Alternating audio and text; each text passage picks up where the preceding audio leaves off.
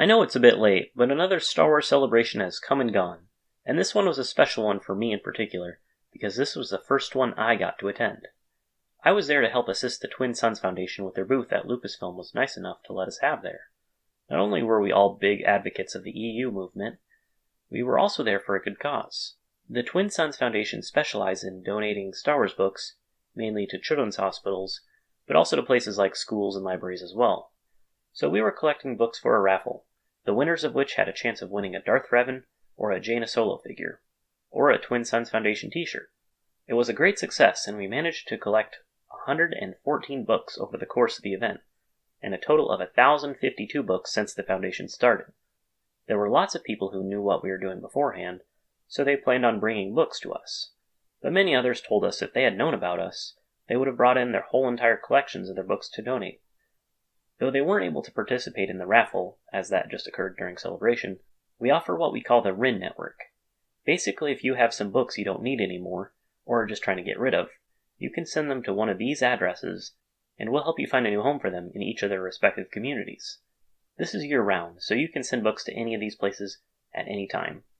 Also, if you think of places in your own community that would benefit from Star Wars book donations, contact the Twin Suns Foundation on Facebook or Twitter to join the Rinne Network. There was one guy I was talking to about the Rinne Network who was totally willing to help out. I told him that he could send us books, but the raffle was just for people at Celebration. He looked right at me and said that didn't matter. He just wanted to donate books to a good cause. Some people just wanted to donate cash or buy books right there at the booth for them to donate. But we couldn't take cash because we weren't a vendor. The first guy, the very first person to stop by the booth, after I told him about the Twin Suns Foundation, started to take out his wallet, ready to donate to our cause. However, if you did want to help by donating monetarily, currently we have a fundraiser on the Twin Suns Foundation's main website, which you can find a link in the description. We'll use that money to purchase Star Wars Legends books and donate them to a children's hospital in the near future. Another way you can help out is by signing up for Amazon Smile. If you have an Amazon account, you can have a percentage of whatever you spend go to a charitable organization of your choice, like the Twin Suns Foundation. This doesn't cost you anything extra either. All proceeds come directly from Amazon's own profits. Anyway, most of what we were doing at our booth was recorded on the Twin Suns Foundation YouTube page, and I'll put a link in the description for that too.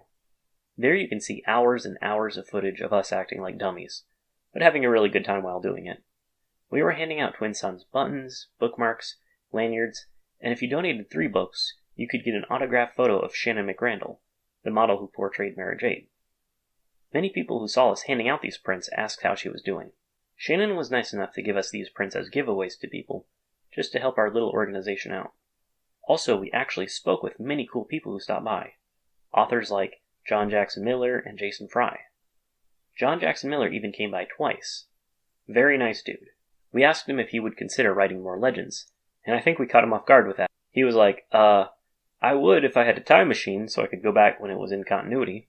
What we should have said was, well, you know, John, they are making a new Legends comic, so there still is content for Legends being created. The notion that Lucasfilm won't create brand new Legends material because it's non-canon is not true anymore. But whatever. I'm glad he stopped by. I'm a huge fan of his work. Jimmy Mack from the Rebel Force Radio stopped by, and he was also super supportive of us. He spoke very passionately about the EU, and he told us a story about how back in the day he read the Thrawn trilogy while laying on the hood of his car. And he did that for so long he left a dent in it, and he called that the Star Wars dent. He told us that he interviewed Leland Shee back when the EU movement put up a billboard in San Francisco, asking Lucasfilm to continue Legends. He asked Leland what he thought about the billboard, and Leland said it was awesome. That made our day. There were also lots and lots of cosplayers, many of which were from the expanded universe. I've taken several pictures of them and put them on my Continue the Star Wars Legends Universe Facebook page, a few of which you've already seen in this video. But basically, everyone who stopped by and talked with us was 100% supportive of what we were doing. What we saw at Celebration were fans who were enthusiastic about all things Star Wars, including the fantastic expanded universe, or Legends, or whatever you want to call it. On Sunday, there was a small, unofficial meetup of Legends fans, including Mara Jade and Jaina Solo cosplayers. We all had similar feelings about Legends and the EU movement as a whole. Everyone there were all talking about purchasing issue 108 when it comes out, so that was pretty awesome. It's easy to see all the division online between the fandom. But in person, everyone was just happy and excited.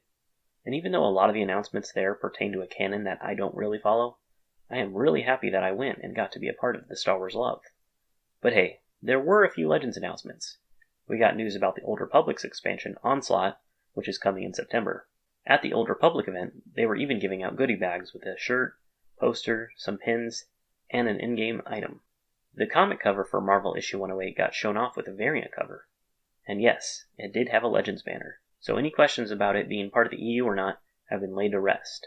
Now that the EU movement has made a name for itself, and Twin Suns Foundation is growing more and more, I'm excited to return and help them at their booth next year in Anaheim. Maybe, just maybe, we'll be donating copies of brand new Legends books by then. And if you are planning on going to the next celebration, be sure to pack some Star Wars books you don't want anymore to visit us and join our next raffle.